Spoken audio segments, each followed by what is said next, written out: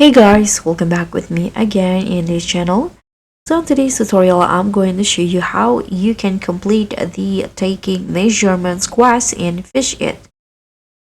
So if you already finished the quest in the Kohana Islands, and then you must know that you need to finish the next quest, which is in the Crater Islands.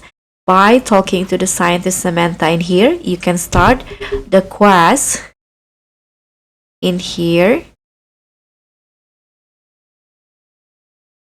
Okay, so you need to make sure a few things, so you can just click on absolutely.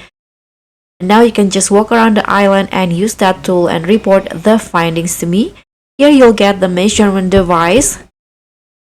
Now you can just click on it and then you can just walk around the island until this fill up. You need to see that you need to have 15 in here.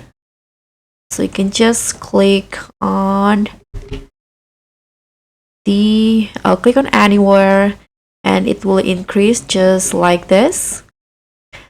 Just walk around, and after that you can go back to Samantha when you finish. So in here I already have 13.